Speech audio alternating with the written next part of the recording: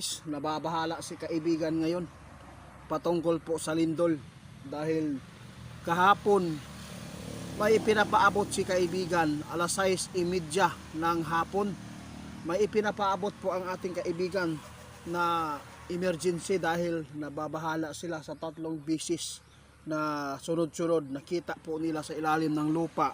Kaya nagbabala si kaibigan na maghanda ng flashlight kasi nakonsensya sila na mangyayari po yung pagyanig na hindi po ninyo malaman na kailangan na maghanda ng mga flashlight pang ilaw kung sakali man mayroon pong lindol. Sinabi po ng ating kaibigan na mayroon talagang lindol.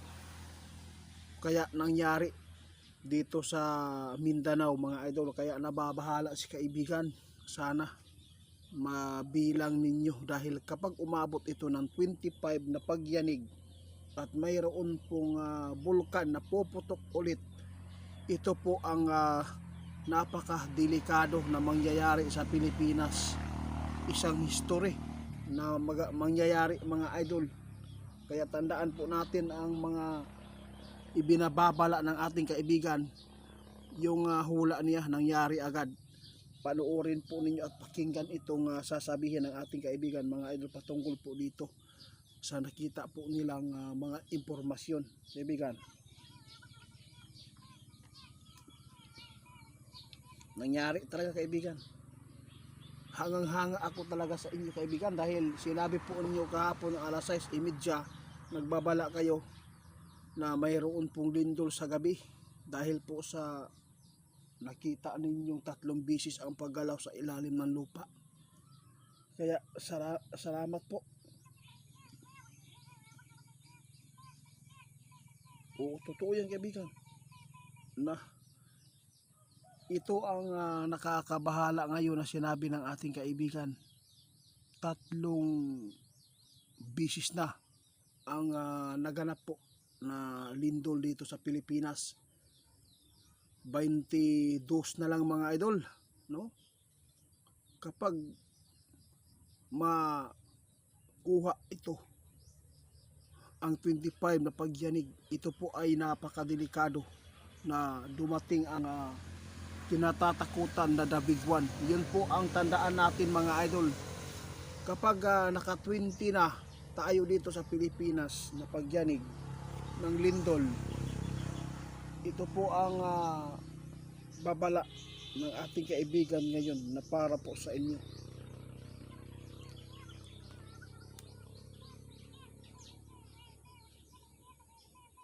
Oh, grabe oh. Ito ang sabi niya. Itiit kung mag 20 na daw kayanig dito sa Pilipinas, yung mga third floor na mga bahay, wag muna talaga kayo matulog doon sa taas. Kailangan sa ground floor lang.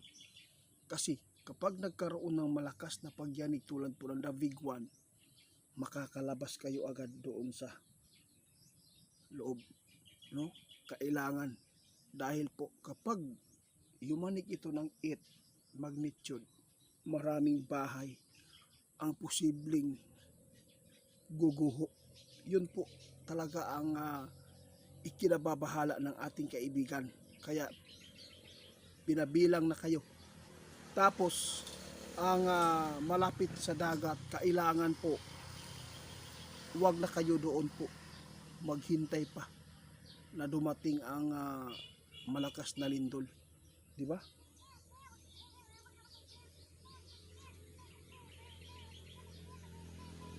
Mas maganda talaga paghandaan po natin ang lahat ng bagay na mga kalamidad po dito sa ating bansa, sa ating mundo, dahil talagang mangyayari po talaga ito mga idol.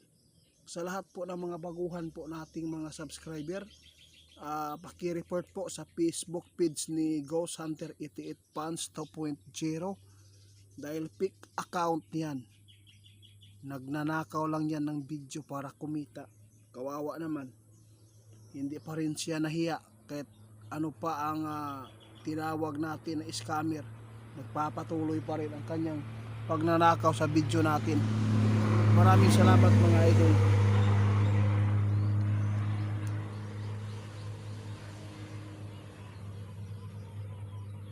Guys, tandaan po ninyo ang mga sign na ipinapaabot ng ating kaibigan kahapon.